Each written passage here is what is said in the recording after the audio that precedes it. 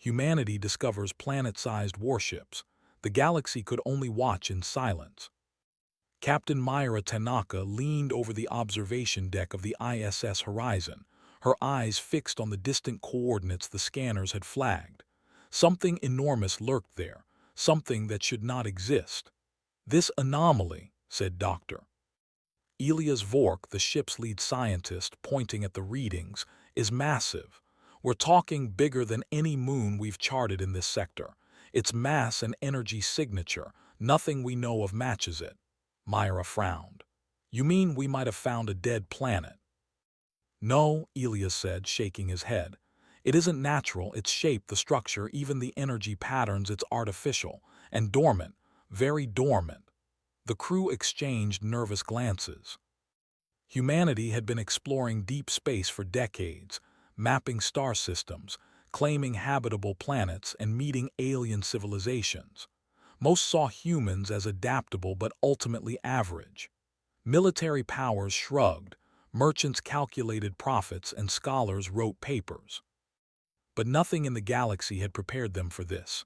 Myra's hand hovered over the command console. "Set course. Let's see it up close. But caution, we don't know what we're dealing with." As the horizon approached the anomaly, the true scale of the discovery became clear. Orbiting a dead star, massive structures floated like silent giants. They were planet-sized warships, each larger than entire colonies, bristling with unknown technology. Their surfaces were etched with patterns that glowed faintly, hinting at energy systems beyond human comprehension. Lieutenant Jace Corin, the ship's tactical officer, muttered under his breath, "If those are weapons, the galaxy is toast." Myra didn't answer. She couldn't.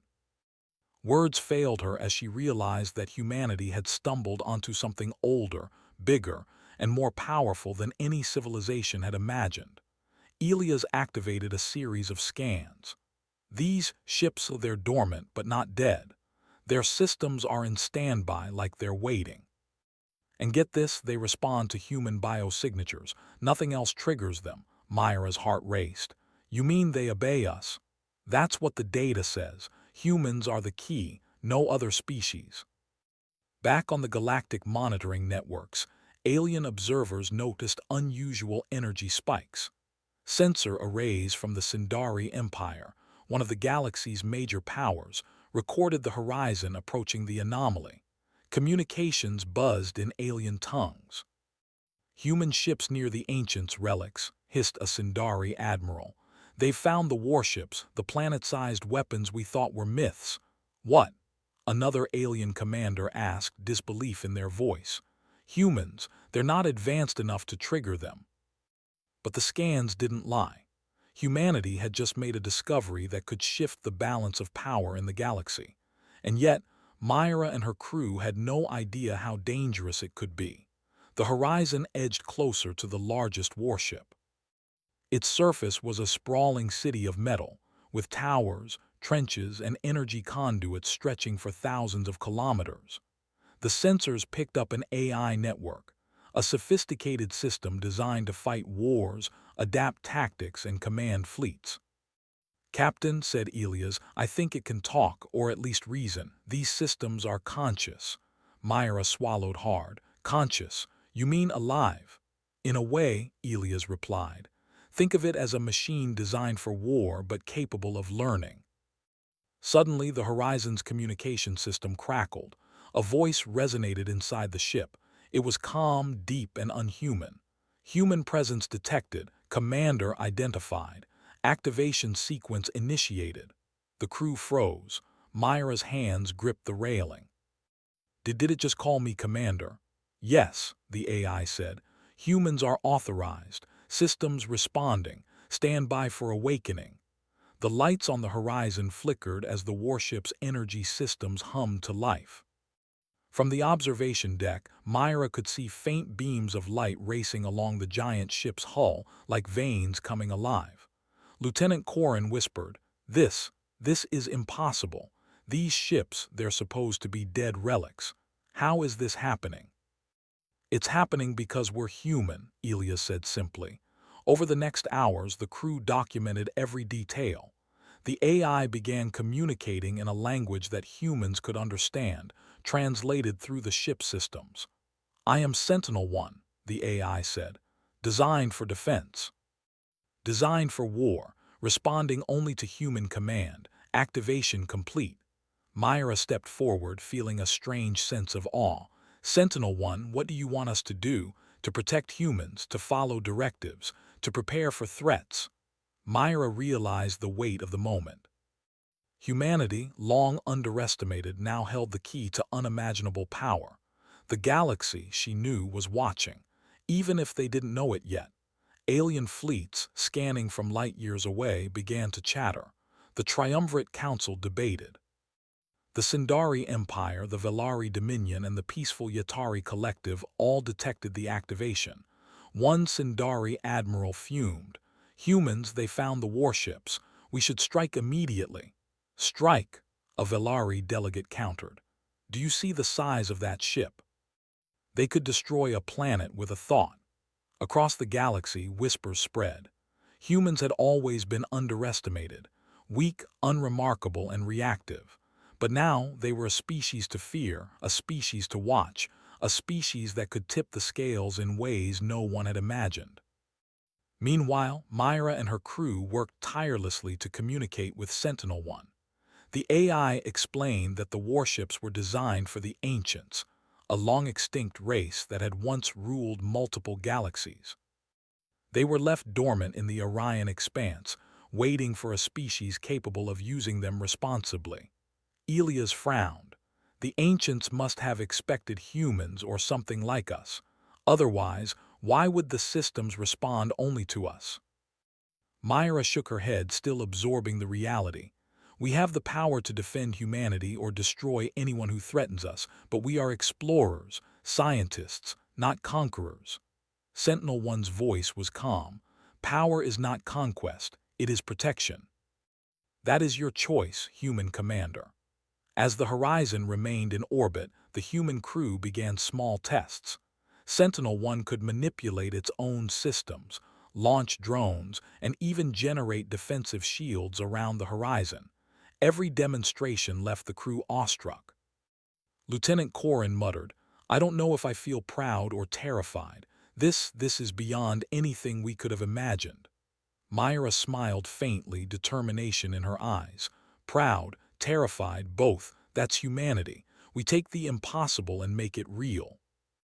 Hours later, the Horizon sensors detected distant alien ships approaching, scouts from the Sindari Empire, curious and wary. Myra knew this would not stay secret for long. Humanity had awoken the galaxy's most powerful hidden weapons, and the galaxy would have to watch. The first part of the story ends with a tense standoff. The Horizon orbits the newly awakened warship, Sentinel-1 humming softly. Alien scanners pick up the activity, sending alerts across multiple star systems. For the first time, humans are not just another species. They are a force capable of shaping the galaxy's future. Myra stands on the observation deck, eyes on the horizon. "They're watching," she says quietly, "and they have no idea what we are capable of." The camera pans out into deep space, showing the horizon dwarfed by the colossal warship, its energy lines glowing like the veins of a giant heartbeat. Far across the galaxy, civilizations watch silently, uncertain, fearful, and amazed. The hidden titans have awakened. The galaxy was alive with whispers. Across countless star systems, alien councils and fleets debated the same terrifying question: what have the humans found? In the heart of the Sindari Empire, the High Admiralty convened in a grand chamber filled with holographic star maps and data streams.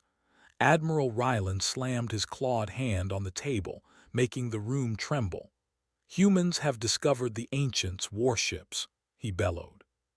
"Planet-sized warships, ships capable of destroying entire worlds with a single strike," the council murmured. Many were afraid, others skeptical. Humans had always been underestimated, a species adaptable, yes, but never advanced enough to reach the level of the ancients. "Perhaps it is a trap," said one cautious diplomat. We have no proof these warships are operational. The humans might simply be meddling with dead relics. Ryland's eyes narrowed. Dead relics or not, the scanners show them responding to humans. That means they are alive, at least partially, and the galaxy must act before humans become too powerful. Meanwhile, aboard the Horizon, Captain Myra Tanaka monitored alien activity. Small scout ships were detected at the edge of the expanse, cautiously approaching the location of the warships. Lieutenant Corrin tapped the console nervously. "Captain, they're here. Sindari, I think. They're probably checking us out, trying to figure out if we're a threat." Myra gazed at the massive warship beside them, Sentinel-1. Its hull shimmered with energy, casting a pale glow across the horizon. "Let them come, but we stay calm. We are not conquerors. We are explorers, and we will respond intelligently, not violently. Doctor." Elias Vork shook his head. "Intelligent, yes, but if they try to attack, human ingenuity might be all we have." Myra smiled faintly.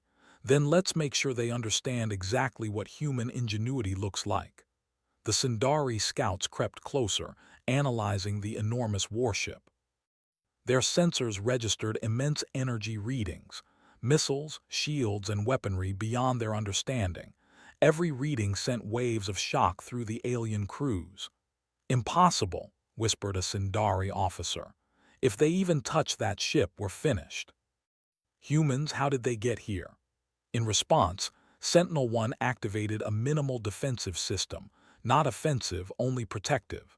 A shimmering energy field appeared around the horizon, absorbing the scouts' scanning beams.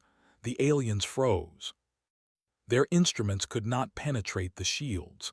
They were witnessing a demonstration of human-controlled technology unlike anything in the galaxy. Myra stepped up to the console. "I want them to see our capability without firing a shot. Let them realize this is intelligence, not recklessness."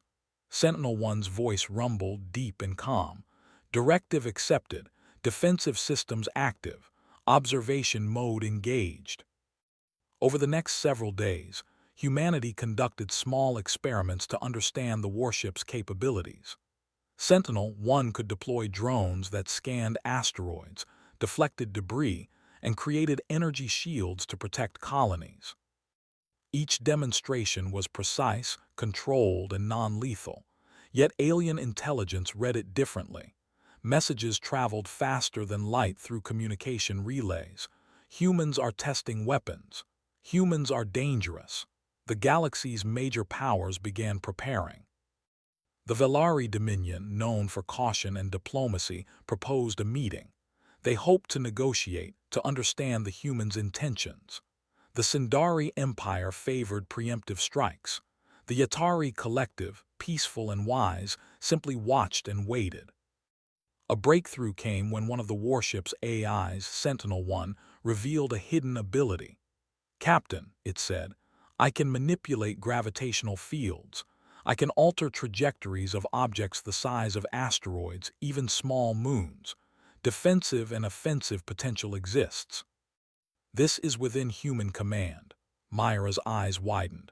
"Gravitational control, that's beyond anything we've imagined, but we will use it responsibly, not to conquer, only to protect." Elias interjected. "If other species knew about this, they would either attack immediately or beg for alliance. And beg is the better option, but the first is likely." Myra nodded grimly. "Then we must show restraint and intelligence. Humans are not reckless. That's what makes us dangerous in the right way." The first alien scouts made their move. A Sindari observation fleet approached closer than any had dared, attempting to disable Sentinel-1 using electromagnetic interference and high-energy pulses. Lieutenant Corrin panicked. "Captain, they're trying to jam our systems. They might succeed if—" Myra raised her hand. "No, let's see how they react to intelligence." Instead of firing, Sentinel-1 adapted. It rerouted energy, forming deflection fields around every pulse the aliens sent. The fleet's scanners bounced off harmlessly. Drones moved in carefully, positioning sensors and decoys, making the humans appear stronger than they actually were. The aliens were bewildered. Every attack was countered without violence. Every maneuver was anticipated. Human strategy, using Sentinel-1 as an extension of their minds, was flawless. Elias whispered, awed, "They can't understand this. Their tech fails because their thinking is predictable. Humans adapt." News of the demonstration spread. Across multiple systems, alien civilizations watched holographic feeds and data streams. Council chambers erupted into debate. "Humans are not merely lucky," said a Yatari diplomat. "They are deliberate, precise, and intelligent. Their actions are ethical yet terrifyingly effective." The Sindari admiral slammed his clawed fist on a console. "They are manipulating the warships like puppets. We cannot let this continue. They will become unstoppable." But other species hesitated. Even the Velari, who prided themselves on military supremacy, could not deny what they had seen. Humans did not attack. They used intelligence, morality, and creativity to survive and defend. A whisper spread through the galaxy: "Humans are not like us." Tensions escalated further when a rogue asteroid cluster threatened a human colony near the edge of mapped space. Sentinel-1 deployed its full defensive system for the first time. Energy fields enveloped the asteroids. Gravitational manipulation slowed their paths, guiding them safely past the colony. Drones dismantled fragments that were still dangerous. Humans watched, amazed at what their own ingenuity had accomplished, using the warship as a tool rather than a weapon. The alien fleets monitoring the event were stunned. A potential disaster was prevented without a single shot fired. Yet every observer understood the implications. Humans could protect or destroy entire systems at will. The Sindari Empire finally acted. They sent a single frigate to test human response, thinking to disable Sentinel-1 and gain leverage. Myra gave a single order: observe, do not attack, show restraint. Sentinel-1 activated precision interception drones. They blocked the frigate's path, formed containment shields, and emitted electromagnetic pulses that disabled its weapons temporarily. Not enough to destroy, only enough to make a statement. The Sindari crew panicked.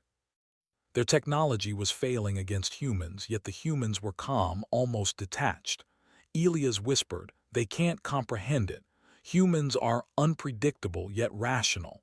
That's why they survive and why they terrify." The frigate withdrew, sending messages of warning. Across the galaxy, the reputation of humans shifted. Once underestimated, now feared and respected. In the aftermath, the Horizon and Sentinel-1 began mapping the other dormant warships. If one was awakened, others could be too. The galaxy watched silently, afraid to act, unsure if the humans would stop at protection or something greater. Myra addressed her crew. "Every species in this galaxy is judging us. Some with fear, some with admiration, some with envy. But we remain what we are: humans. We solve problems, we adapt, we survive. And if the galaxy wants to challenge us, it will learn quickly that humans are different." Corin smirked. "Different, yes. Dangerous, yes. But hopefully wise." Elias nodded. "Wisdom, our secret weapon. Who would have thought?" As the Horizon moved deeper into the expanse, Sentinel-1 hummed softly, its systems fully operational. The dormant warships around them seemed to stir slightly, as if sensing their awakened sibling.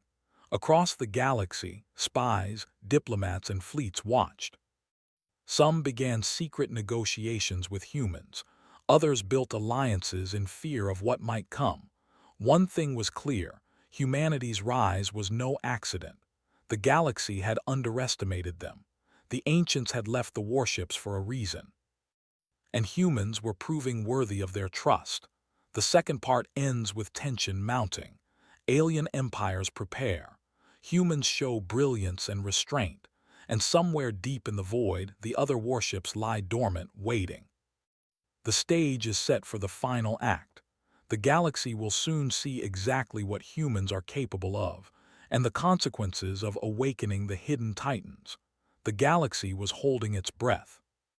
Every major power, every fleet, every council chamber was aware of the humans in the Orion expanse.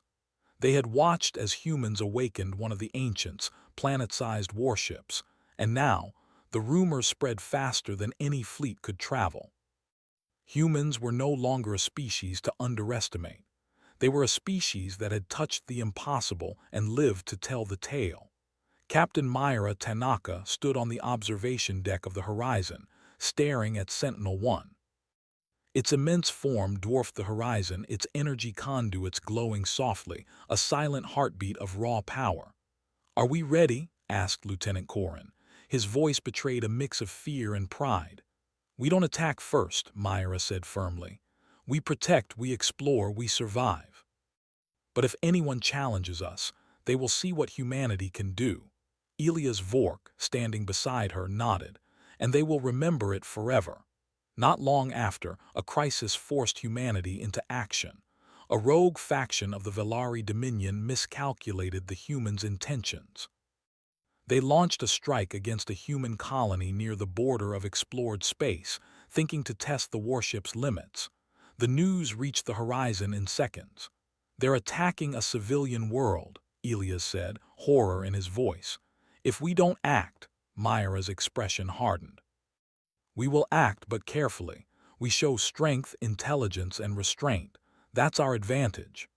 Sentinel-1 activated fully, extending energy shields around the colony.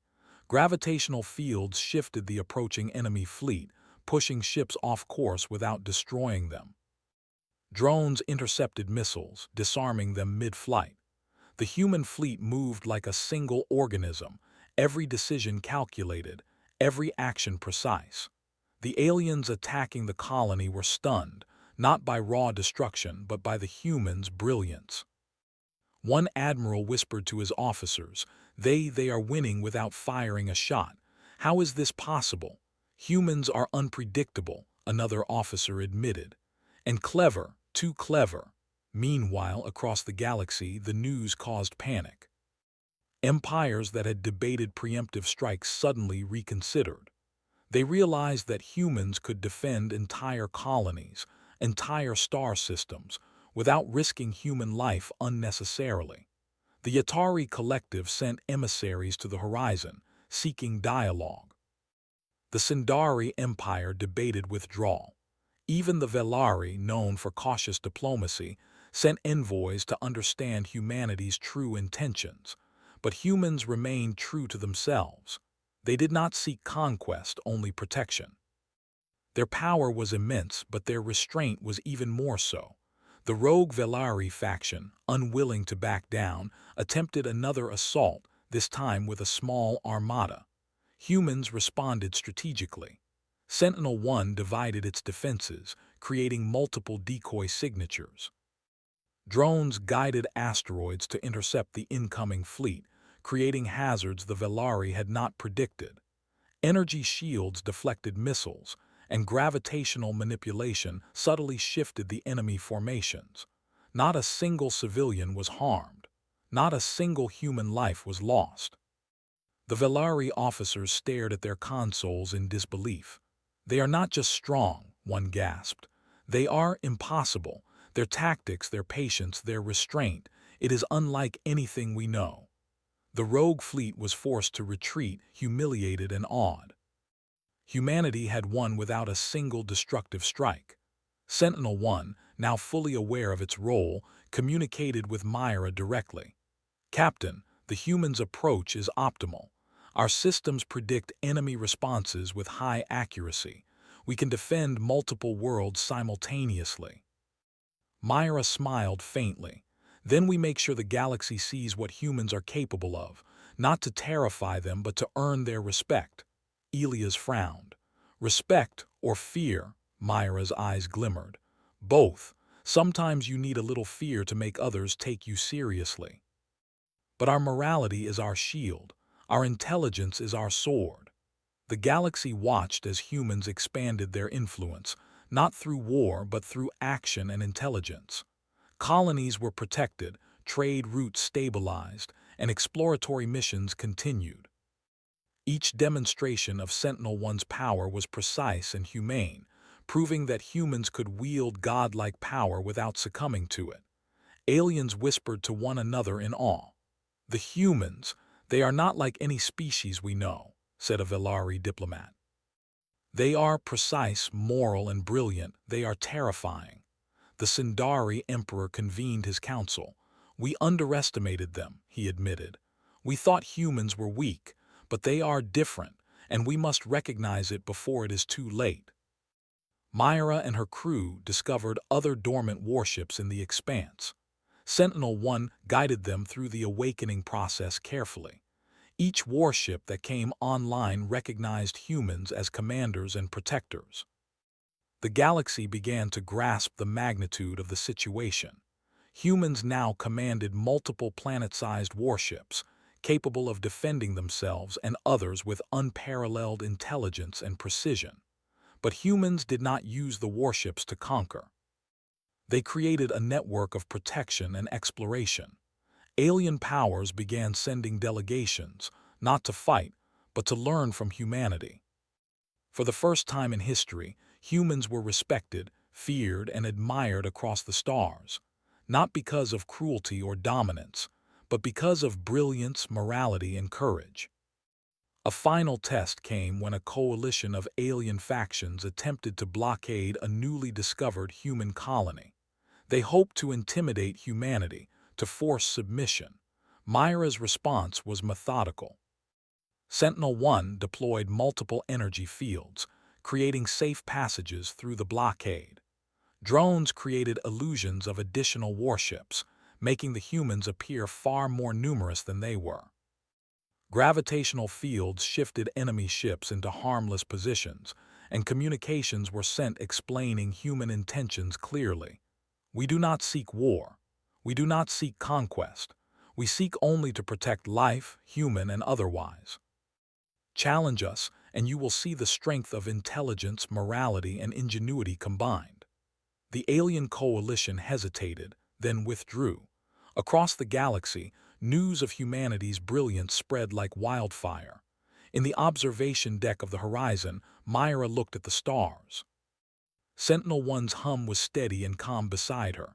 "They're watching," Corin said quietly. "The galaxy, it knows we exist." "Yes," Myra replied. "And they know we are not the same. We are humans, clever, moral, and strong. Not reckless, not cruel, just different." Elias added, "Different enough to survive, different enough to lead, maybe." Myra's eyes reflected the stars.